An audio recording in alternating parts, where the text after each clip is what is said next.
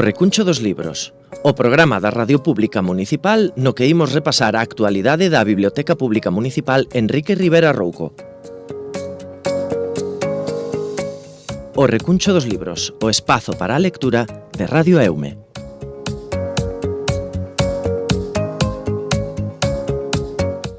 Bo día, señoras e señores, benvidos, benvidas, nova edición do Recuncho dos Libros. Estamos a lunse, como sempre, tempo de apostar pola boa literatura e por esas recomendacións que nos chegan na Biblioteca Municipal e, como non podía ser outro xeito, hoxe connosco, unha vez máis, Anabel Alonso, a nosa bibliotecaria favorita. Moi boas. Hola, bo día. Pois, como sempre, arrancamos con novas recomendacións, con novas historias que chegan á biblioteca, neste caso para os máis pequenos, non? Novamente, recomendación galego en castelán. Que temos? Pois, bueno, traigo vos un libro que me parece preciosísimo, de Diego Rodríguez Robredo, que se titula Historias bestiales, en este caso é a nosa recomendación en castelán, e é un libro que fala sobre animais, pero digamos que animais con nome e apelido, animais que teñen unha historia que contar, digamos, non? Ou que influíron de alguna forma en personaxes históricos ou incluso en marcar determinadas tendencias, non? O libro se presenta como un álbum grande, con unhas ilustracións enormes, super bonitas, e digamos que este Historias bestiales vai contando a historia de cada animal, pois como desde un oso polar que deixaron libre no Támesis e tiña que buscarse a comida, hasta un elefante que lle faltaba un colmillo e provocaba o terror nas filas enemigas que usaban, digamos, como arma de guerra, ata un cervo que foi disecado e enterrado xunto coa súa dona, non? Porque porque o quería moito. Ou unha historia dunha xirafa en París. Non son animais mitolóxicos. Non, son animais reais, historias que están sacadas da realidade, digamos, pero que son curiosas por algunha circunstancia, non? E aparecen no libro con un montón de ilustracións, unha pequena explicación da historia e despois como uns puntos como de pequenos textos que contan curiosidades sobre eso. E a mí me pareceu realmente precioso, o sea, me parece un libro precioso. A ver, é de letra pequena, un pouquiño pequena, pero bueno, os debuxos compensan, ainda que queira levar un neno un pouquiño que ainda non controle moita lectura. Este autor, Diego Rodríguez Robredo, estudiou arqueoloxía e se especializou en ilustración científica, que hai un pouco deso aquí, non? Nesta cosa de como están dibuixados os animais e tal. E me parece que é un libro que tamén podía desfrutar unha persoa adulta, non? Que non é solamente está dirixida aos nenos e ás nenas, sino que podería disfrutar del calquera persoa pola cuestión estética, pero tamén polo que aprendes, non? Por esas curiosidades deses animais especiais, digamos. Pois, por exemplo, acabamos de abrir aquí a balea branca, non? Todo o que implicaron as baleas, o que significaron. Ou, por exemplo, a mona que foi ás estrelas, non? O canciño laica tamén. Ou o canciño laica, é dicir, todos eses animais, digamos, que tiveron unha repercusión real na historia da humanidade. Así estéticamente, que dicías que é un libro tanto para maiores como para pequenos, recórdame moito cando falamos da historia dos xoguetes, non? Que tamén era un libro para un tipo de público pequeno, pero do que disfrutamos tamén os adultos. E o que vos traigo en galego ven sendo un pouco tamén iso mismo. Neste caso, para nenos, o libro anterior era como para nenos de entre 6 e 9 ou así, este quizá para un pouco máis maiores, pero tamén creo que é un libro que podría disfrutar un adulto. Se titula Unha cidade en Marte, e o que nos conta, digamos, é un pouco como aquela película de Marte, non? De como poderíamos vivir en Marte, como poderíamos construir, digamos, unha cidade en Marte, non? Digamos, que habería que facer para poder vivir, como habría que construir as vivendas, como habría que plantar, como habría que, a cuestión da comida, todo eso, e entonces vai pouco a pouco explicando todas esas opcións, ¿no? E me parece, bueno, informativamente super interesante, tamén é un libro estéticamente bonito, e vai explicando eso, pues, as futuras viaxes a Marte e como se establecería, si chegado o momento, como se podería establecer en Marte unha cidade, digamos, para vivir, ¿no? Pues, donde estarían as vivendas, donde estarían os laboratorios, todo eso. E me parece super interesante. Sí, ademais, ahora está o mundo do espacio está tan de moda, non só por ese eclipse do 12 de agosto, senón tamén por esta última misión que se fixo á cara oculta da Lúa. Sí, que tuvo bastante repercusión, que últimamente tampouco estábamos tan enterados así a nivel informativo, digamos, das cuestiones das vías espaciais, pero está, bueno, e tamén por esta como teima últimamente que hai, ¿no?, sobre a sobrepoboación da Terra e a posible colonización de algún espacio para vivir pues no universo, digamos. Sí. E me parece, bueno, moi interesante. A min gustame moito as dúas propostas porque iso, a nivel visual, son moi bonitas, con moita cor, con moito debuxo, con debuxos ademais feitos con moi bo gusto. Sí, e despois calquera das dúas moi informativa, o sea, nos está contando cousas interesantes e que nos apetece coñecer, tanto para os rapaces como tamén para calquera persoa adulta. Me parecen eses libros, además, que ao mellor se poden ler en familia e tirarlles interese, non? Iso estamos facendo na nosa casa con a historia dos xoguetes, a verdade, é moi interesante todo o que vamos aprendendo do cubo de Rubik e do Monopoly. Neste caso, seguimos con propostas. Falamos agora do público infantil, pero para o público adulto tamén temos hoxe dúas recomendacións, non? Pois sí, temos dúas novelas, as dúas de dous autores galegos, o que pasa que unha en castelán e outra en galego. A de castelán é de un dos meus autores preferidos, de Juan Tallón, que xa temos comentado aquí algunhas veces, outras cousas del. En esta ocasión, a súa última novela, 1000 cosas, que conta a historia dunha parella, digamos que a que a vida se lle fai un pouco de bola. O sea, esta cousa de que nos pasa a todos un pouco últimamente, cada vez que nos vemos falamos deso, esta cousa de decir, teño 1000 cousas que facer, teño que facer isto, teño que facer o outro, non sei como organizarme, e isto é o que nos conta Tallón, digamos, non? É unha parella que ten 1000 cousas na cabeza, está no día previo a coller as vacacións, teñen que deixar moitas cousas pechadas antes de marchar, e conta eso, non? Como o traballo a veces nos invade, digamos, e como fai que todo xire en torno a un estrés a veces un pouco insoportable, non? Hai que, como dicía a miña avoa, hai que traballar para vivir e non vivir para traballar. Sí, pois exactamente. E conta un pouco eso, creo que é un bo reflexo da sociedade actual, non?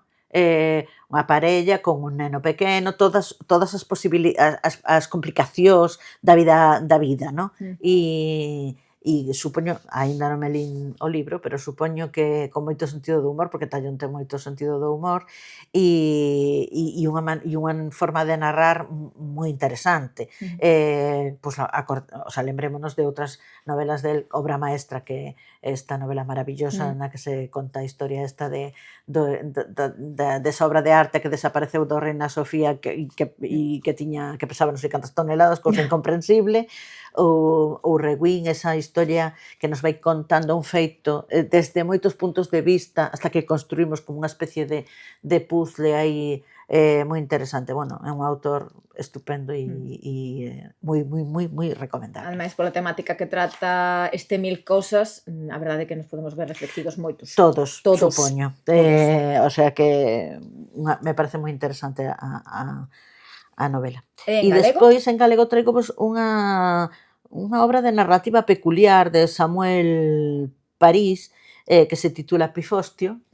O título promete. O título promete. E que é realmente, non é unha novela, sino que é realmente como 61 pezas literarias pequenas de diferentes temas, non? Entón, está a medio camiño como entre o relato, a sátira, a crítica, a poesía, hai aí unha mestura de xéneros, non? É moi orixinal, e creo que, bueno, que tamén é ese tipo de literatura, mellor, que non lemos tan a menudo, pero que nos vai a gustar. Eu creo, e además que se lee moi guai, porque cada pequena peza desas son ao mellor 4 ou 5 páxinas, entonces incluso hai algunhas de menos, ¿no? E me parece que pode estar moi guai. Samuel L. París, coñecémolo pola súa poesía, e este libro non deixa de estar como a cabalo entre varios xéneros, non? Aunque é narrativa, pero tamén eu creo que tamén está cerca da poesía en algúns momentos, da sátira, bueno, creo que... É como unha especie de caixón desastre, non? Aí cabe todo. Exactamente. Hai algúns textos que se presentan como se fosen teatro, hai outros que se presentan como se fosen unha entrevista. Creo que hai un pouco de todo, e, bueno, o título me parece super original e atractivo, ¿no? E un pouco no camiño de mil cousas, como a vida agora é un pifostio tamén, pois creo que ao mellor pode resultar interesantes botarlle un ollo. E que nos traes para os martes de cómic? Porque a pasada semana falábamos de superheróis, e esta semana? Pois esta semana volvemos ao cómic infantil, en esta caso para nenos e nenas de máis de 6, con unha obra que se chama Os vagalumes de Marí, de Alba Míguez. Bueno, me parece unha obra preciosa tamén, con unhas cores así moi suaves, moi tono pastel todo. Moi tono pastel, e conta unha historia sobre a familia e a superación, e creo que pode resultar, bueno, eses cómics que están enfocados aos nenos máis pequenos, non pequenos de todo, pero, bueno, sí, a partir de 5 ou así, para tamén empezar a digamos que a metelos no mundo da banda deseñada, non? Nada, a protagonista é Marí, que é unha nena de 10 anos, e que está moi feliz ata que o seu pai ten que marchar por motivos de traballo, non? E se desenvolve como na noite, bueno, lóxicamente, por se titula Os vagalumes de Marí, e a verdade é que me parece moi delicada e moi bonita. Está editado por Xerais, e, bueno, creo que que pode ser moi interesante para os pequenos, sí, con uns toques así como de fantasía. Sí. Bonecos que parecen Pokémons. Sí, pero é moi bonita. María está un pouco enfadada continuamente porque, claro, está nesa situación de que seu pai acaba de embarcar, se dedica a traballar no mar. 10 anos é unha idea complicada en xeral. Moi complicada. Ahora xa sabemos que, además, que a adolescencia cada vez empeza antes e entonces é problemático.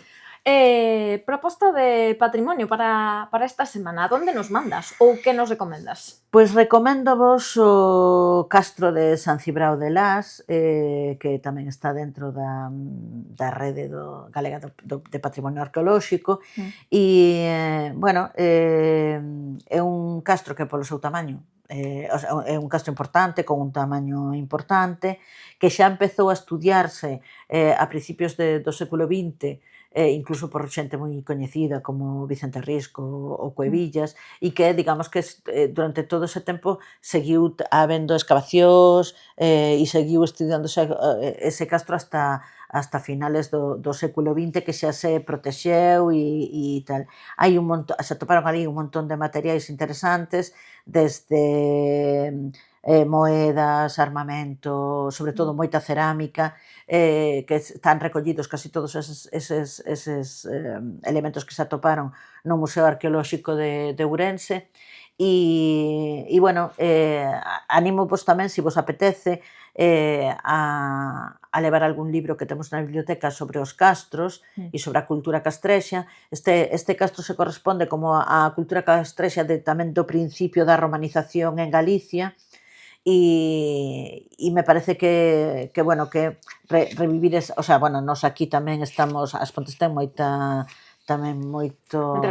cuestión, moita riqueza prehistórica tamén, entonces me parece, bueno, que pode ser interesante. Hai un centro de interpretación do castro que se inaugurou en 2014, e, bueno, para darse un paseo e acercarse a San Cibrao de Las a coñecer este castro ou ao Museo Arqueolóxico a ver todas esas pezas que se atoparon ali. Eu estou apuntando en axenda todas esas recomendacións que nos das, porque son sitios interesantes que temos a carón da casa prácticamente, claro. e que, por exemplo, descoñezo moitos deles.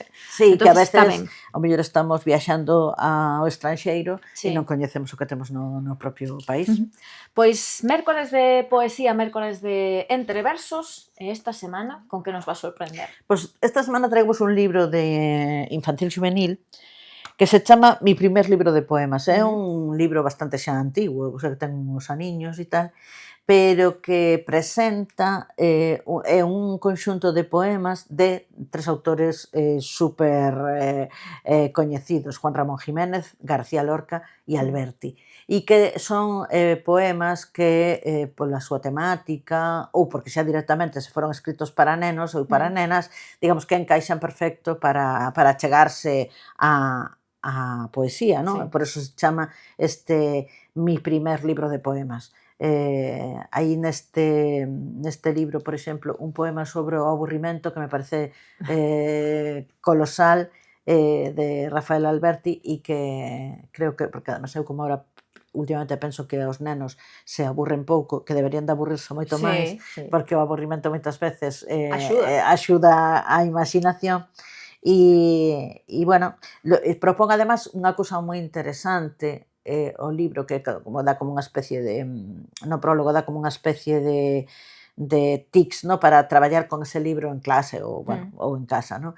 Que hai moitos deses poemas que teñen como coros ou como cousas que se repiten. Entonces propón maneiras de recitalo entre varias persoas, como alguén que digamos, como alguén que repite que fai esas repeticións, mentras outra voz recita o resto do poema. Bueno, esa maneira de xogar cos poemas tamén me parece interesante e unha maneira do que os rapaces se acheguen, digamos, ao que é a musicalidade, o ritmo. Facelo como un xogo. Exactamente, facelo como un xogo. E entón me parece que esa proposta tamén está moi guai. E así, últimamente que sempre dedicábamos este espacio da poesía a poesía para adultos, non? E vou a ver se nos vindeiros... Os máis pequenos tamén se achegan a este xénero. Imos traendo algúns libros de poesía infantil. Trouxéramos xa creo que o programa pasado non, o anterior, e a ver se continuamos traendo algúns libros de poesía infantil. Sí, porque iso é un xénero tipo como ao cómic, que é difícil, non, que achegalo aos máis novos. Sí. E non tanto nos pequenos, porque hai moitos destes libros rimados que aos nenos sí que lles gustan moitos, que son así e tal, pero sí os libros de poemas máis no que entendemos por un poema clásico, digamos, ao mellor resulta máis difícil de que os rapaces se acheguen a eles, e, bueno, hai que intentalo. Pois máis cousiñas, ímonos a xornada de xoves de libro e peli, porque a pasada semana despedíades o Cineforum, pero claro, aí siguen as recomendacións neste caso. Por certo, valoración así do Cineforum deste ano, acabache contenta? Sí, acabei moi contenta. Sí, a verdade é que temos unha media de espectadores de 20 e pico todos os xoves, o sea que moi contenta, a verdade. E as películas foron interesantes e, sobre todo, nos permitiron esa reflexión que facemos a veces desde a biblioteca, no? De como unha obra artística dá orixe a outra obra artística que é diferente, que ten un enfoque diferente, que a veces nos gusta máis ou a veces nos gusta menos, pero que comprender que son dúas linguaxes distintas e que hai que miralas desde dous puntos de vista diferentes, non?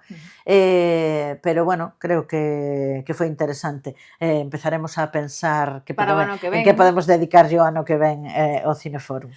E a proposta desta semana tamén E a proposta desta semana cines. podería estar perfectamente no Cineforum deste ano, porque tamén é unha novela de misterio que se adapta ao cine. Neste caso é unha estrea que está nestes momentos nos cines, El libro negro de las horas, de Eva García Saiz de Urturi, que é moi coñecida por a súa triloxía da Cidade Blanca, esta triloxía que se desenvolve na cidade de Vitoria, e neste libro volve a recuperar os personaxes desa triloxía. aínda que está fora, digamos, deses 3 libros, pero nos presenta un novo misterio que está protagonizado outra vez por Kraken, por Unai.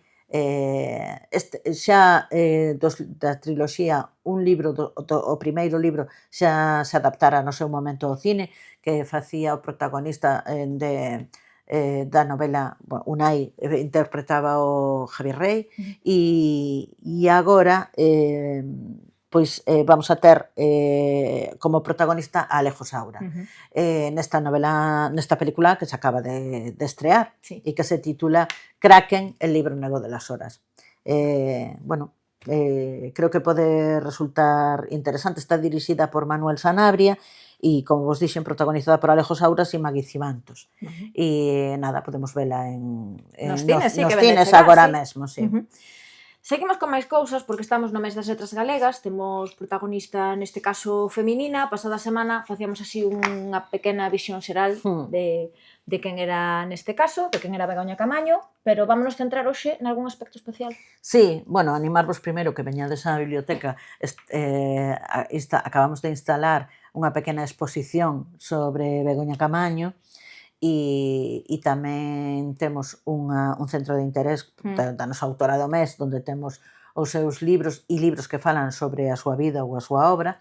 E hoxe quería centrarme como nas dúas novelas de Begoña Camaño que iban camiño de ser unha triloxía e que, por desgracia, porque morreu moi nova, quedou aí no camiño. Unha que creo que xa faláramos, non hai moitos programas dela, porque era novidade na biblioteca, que non a tiñamos antes, Circe ou O prazer azul, e Morgana en Esmelle. Nas dúas hai unhos componentes, como os propios nomes das novelas, unhos componentes como mitolóxicos, moi interesantes. Primeiro na primeira sobre a historia de Penélope e de Circe, que é un dos mitos importantes, digamos, da cultura europea, de esa muller que agarda polo seu home, Penélope tecendo, digamos, aí destecendo pola noite para que estar sempre, digamos, agardando, non? E por outro lado, Morgana en Esmelle, que ademais foi un libro que no seu momento tuvo un montón de premios, premio da crítica española, premio ao mellor libro de ficción, foi premio da Asociación de Escritores e Escritoras en Lingua Galega. Bueno, tuvo moitísimos anos moitos premios no seu momento, no momento no que se publicou, e bueno, fala un pouco desa terra de Miranda, un pouco co ollo posto en Cunqueiro, e fala de Artur e de Morgana e de Merlín, todos esos personaxes que atopamos tamén na obra de Cunqueiro, pero desde unha perspectiva, xa faláramos outro día, que digamos que os escritos de Begoña Camaño sempre teñen como unha perspectiva feminista, no que a muller é como a protagonista das historias, e me parece que, bueno, que hai que é unha ocasión para lela, non? Escribe super ben, a verdad. Te engancha moitísimo na lectura, e aunque é unha lectura non vou dicir, non é difícil, pero é rica, é unha maneira de narrar rica, pero que te engancha moitísimo. Eu creo que é unha opción moi interesante, e, bueno, aproveitar as letras, digamos, para coñecer parte da súa obra, parte da obra que é unha obra pequena, pero que é moi interesante.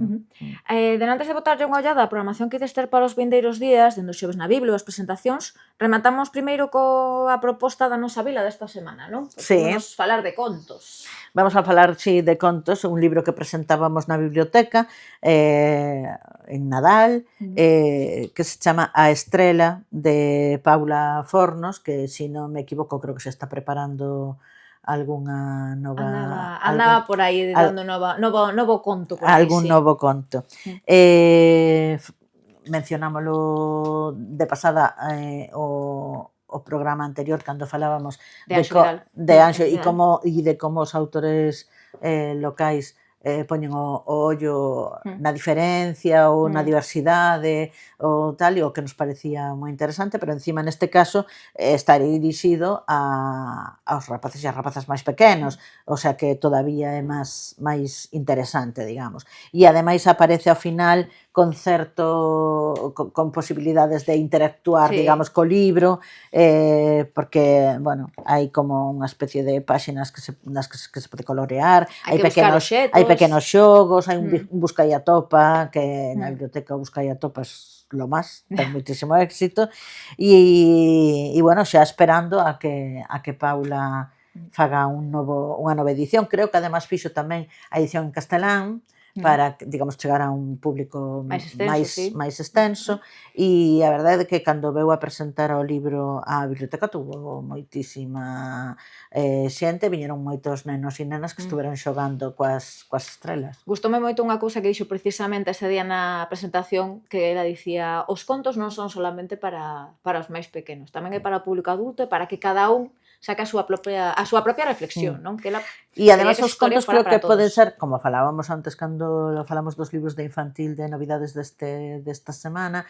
que tamén pode ser un punto de encontro entre pais e nais e crianzas, non? No sentido de que a veces non compartimos tantas cousas. Compartimos o día a día e tal, pero a mellor non aficioso ou non tal. E estes libros, lelos en común, pode axudar a reforzar esos lazos, non? E a coñecer tamén ao mellor aos nosos nenos o que pensan sobre as cousas, non? Cando estamos lendo e reflexionando sobre o que lemos. Os contos son para todos, non teñen idade. Son para todos e para todas, evidentemente.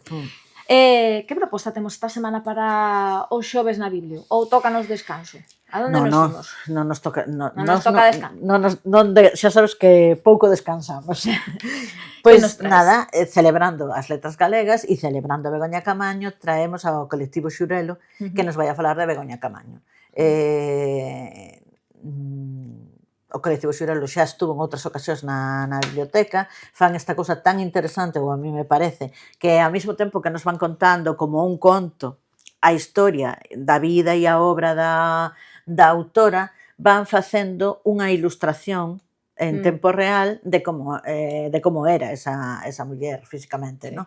E despois tamén os rapaces teñen ocasión de eles mismos debuxar algo tamén. Vámonos á Casa do Peso? Vámonos á Casa do Peso e nos encanta recibir outra vez, porque por desgracia un dos rapaces desta compañía nos deixou o ano pasado, moi novo tamén, e bueno, contábamos con eles moi a menudo, viñan moi a menudo e nos encanta volvelos a recibir a pesar de que, bueno, nos dará un pouco de pena.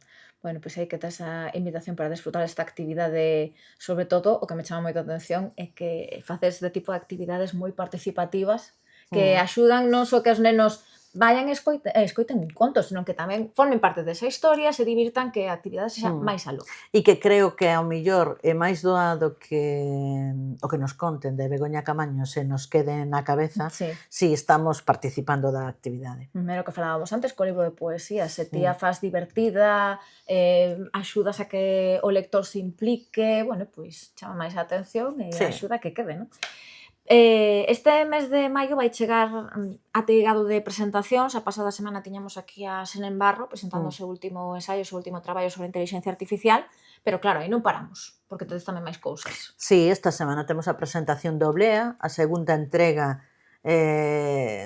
da novela de Xosé Ferro Formoso, que xa no seu momento coa primeira novela Terror Mortis tiverámola no Club de Lectura de novela de intriga e digamos que agora recibimos a presentación desta segunda parte, que non vai a ser a última, da historia de La Fontaine e que se desenvolve aquí nas Pontes e que resulta, bueno, unha historia de intriga moi interesante. Xa o libro anterior nos deixaba aí aberto algún personaxe novo, digamos, que supoñemos que tomará a palabra e que continuará nesta segunda entrega en Oblea.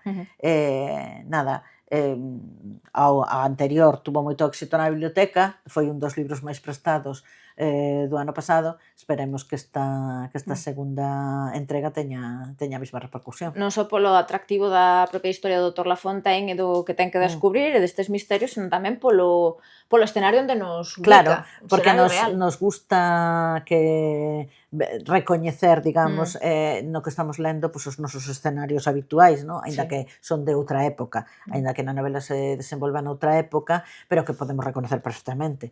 E tamén esas alusións a cuestións de lendas que son moi nosas, e creo que eso é un atractivo a maiores para o lector e para a lectora. Iso pasaba tamén cunha recomendación que nos traes a pasada semana de Anxo Vidal, onde moitos capítulos están ambientados en zonas que coñecemos. Claro. O sea, fala de televisión local, fala de distintos espazos. Por exemplo, por que teñen tanto éxito na biblioteca os libros de Roberto Cajiao, porque se desenvolven a veces nese espacio de Ferrolterra que coñecemos tamén, e por que creo que últimamente a novela negra española ou galega ten tanto éxito, porque digamos que narra unha situación social e narra e se desenvolve nuns espacios que nos son moito máis próximos e que coñecemos mellor. E axúdanos a meternos máis na historia. Nos resulta todo como moito máis verosímil e nos engancha máis, ¿no? Bueno, hai un momento realmente mentras que ao mellor hai uns cuantos anos a novela de intriga era fundamentalmente americana ou nórdica, pois agora é fundamentalmente española ou galega. Pois que siga así. Que é do máis interesante, do máis atractiva, que nos axuda iso a meternos moito máis na historia, incluso a coñecer outros espazos que existen en realidade. Agora acórdome, pois mira, non falamos hai moito del Guardián Invisible, a zona de Baztán, bueno. Sí, aproveitando ahora este cineforum que tuvemos, ¿no? Que nos levou a varias localizacións en España, o Baztán ou a Gomera no libro de Lorenzo Silva, ¿no? E, claro, resulta moi interesante. Pois, Anabel, como sempre, un placer contar coas túas recomendacións esta semana. O vindeiro luns seguiremos botándolle un ollo non só os novos títulos que nos traigas, senón tamén as distintas actividades que sigades a desenvolver dende aquí, dende a biblioteca. E, como sempre, agradecerche non sei cantas veces que colabores connosco, que nos achegues o mundo da literatura aquí a Radio Municipal. Gracias a vos por darnos voz e poder transmitirlle aos nosos usuarios pois todas as novidades que temos para eles. Pois, se che parece, o vindeiro luns máis? Sí. Pois ata o luns que vengan. Ata o luns que ven. Pois isto foi todo no recuncho dos libros de hoxe. Nos volvemos a vindeira semana con máis novidades e actualidade da Biblioteca Pública Municipal Enrique Rivera Rouco. Que teñan unha moi boa semana e lembren que, como dirían os da Ría, hai que ler, inda que sexa sempre o mesmo libro.